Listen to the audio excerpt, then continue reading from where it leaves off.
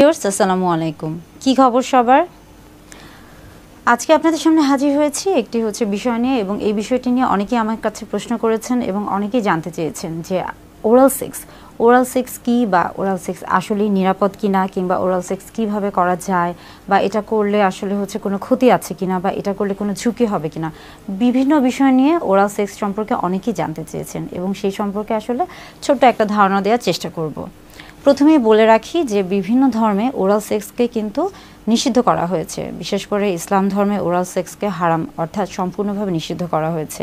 কিন্তু আমি যেহেতু একজন চিকিৎসক এবং একজন ক্লিনিক্যাল সোশ্যাল ওয়ার্কার, তাই আমার মনে হয়েছে যে যেহেতু অনেকেই আমার কাছে এই বিষয়টি সম্পর্কে জানতে চেয়েছে, তাই তাদের জানার যে বিষয়টি রয়েছে সেই বিষয়টি সম্পর্কে কিছুটা ধারণা দেওয়ার আমার পক্ষে উচিত। ওরাল সেক্স আসলে কি? ওরাল সেক্স মূলত বোঝাচ্ছে যে মুখের মাধ্যমে জননাঙ্গ, স্ত্রী অথবা পুরুষ জননাঙ্গকে উত্তেজিত করা, এটাই মূলত ওরাল সেক্স। ওরাল সেক্স আসলে বিভিন্নভাবে হয়ে থাকে, এবং এটা কিন্তু বিভিন্ন নামে পরিচিত।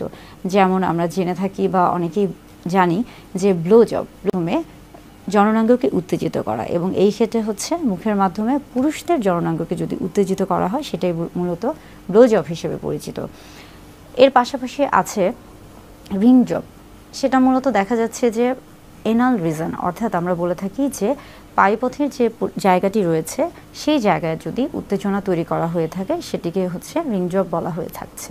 এবং এর পাশাপাশি দেখা যাচ্ছে যে লিকিং বলতে মূলত বোঝাচ্ছে যে মুখের মাধ্যমে যদি স্ত্রীর জননাঙ্গকে উত্তেজিত করা হয়ে থাকে, তাহলে তাকে লিকিং বলা হয়ে থাকে। এরকম আসলে ওরাল সেক্স বিভিন্নভাবে বিভিন্ন নামে পরিচিত। এটা মূলত নির্ভর করছে আসলে কোন জায়গার ক্ষেত্রে বা কিভাবে সেই সেক্সটা করা হচ্ছে সেটার উপর। এখন আসি ওরাল সেক্স, এটি কি আসলে নিরাপদ? ওরাল সেক্সের ক্ষেত্রে দেখা যাচ্ছে যে ওরাল সেক্স যেহেতু মুখের মাধ্যমে জননাঙ্গকে উত্তেজিত করা হচ্ছে, এবং সেই ক্ষেত্রে যেহেতু জননাঙ্গের ক্ষেত্রে সেটা নারী অথবা পুরুষ হোক না কেন, অথবা উভয়ের ক্ষেত্রে, যখন পুরুষ জননাঙ্গের ক্ষেত্রে আসছি বা স্ত্রী জননাঙ্গের ক্ষেত্রে আসছি, কিংবা যখন আমরা পায়ুপথের ক্ষেত্রে আসছি, সব ক্ষেত্রেই কিন্তু একটা জীবাণু সংক্রমণের একটা বিষয় থাকে। বিশেষ করে আমরা যখন আসি পুরুষদের ক্ষেত্রে, তখন কিন্তু সেখানে বিভিন্ন রকমের জীবাণু সংক্রমণ থাকে, বা সংক্রমণের একটা আশা থাকে, বা সংক্রমণের একটা পরিবেশ থাকে।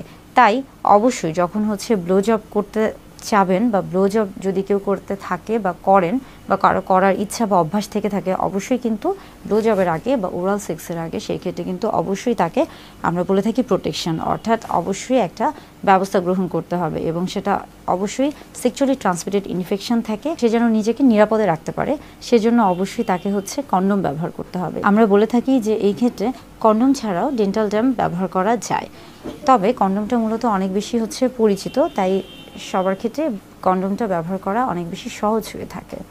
আবার যখন আমরা আসি লিকিংয়ের ক্ষেত্রেও আমরা বলে থাকি যে পায়ুপথে যেহেতু সেটা একটা, আমরা বলে থাকি যে সেটা যেহেতু একটা ডাইজেস্টিভ সিস্টেমের একটা অংশ, সেখানে কিন্তু সবসময় জীবাণু থেকে থাকে, এবং সেখানে ফ্লুইড বা ব্লাড, ইনফেক্টেড ফ্লুইড, ব্লাড, এগুলোর একটা সংক্রমণ, অর্থাৎ জীবাণুর সংক্রমণ থাকে। তাই সেখানে যদি কেউ সেই দিকে যদি কেউ সেক্স করতে চায়, বা কারো যদি রিং জবের অভ্যাস থেকে থাকে, সেই ক্ষেত্রে কিন্তু অবশ্যই তাকে প্রোটেকশন নিতে হবে, অবশ্যই কন্ডোম ব্যবহার করতে হবে, এবং এই ক্ষেত্রে এই ধরনের ওরাল সেক্সের ক্ষেত্রে বিশেষ কিছু নিয়ম তাকে অবলম্বন করতে হবে, তা না হলে স্বামী এবং স্ত্রী উভয়ের ক্ষেত্রে বিশেষ কিছু সমস্যা হতে পারে।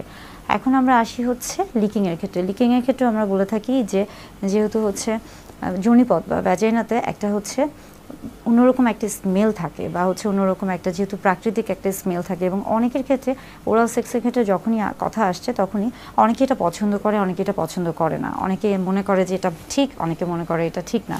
এটা আসলে নির্ভর করছে সম্পূর্ণ আপনার ব্যক্তিগত বিষয়ের উপর। আপনি কিভাবে আপনার যৌন জীবনকে উপভোগ করবেন, বা কিভাবে আপনি স্বাচ্ছন্দ্য বোধ করবেন, এটা সম্পূর্ণ আপনার ব্যক্তিগত ব্যাপার। তবে ওরাল সেক্স করলে যে ধরনের ক্ষতিগুলো হতে পারে, অর্থাৎ এই যে যৌনবাহিত রোগগুলো রয়েছে, এবং এই যৌনবাহিত রোগগুলো থেকে নিজেকে প্রতিরোধ করতে হলে অবশ্যই কিন্তু প্রোটেকশন নিতে হবে, অর্থাৎ কন্ডোম ব্যবহার করতে হবে, অথবা ডেন্টাল ড্যাম ব্যবহার করতে হবে।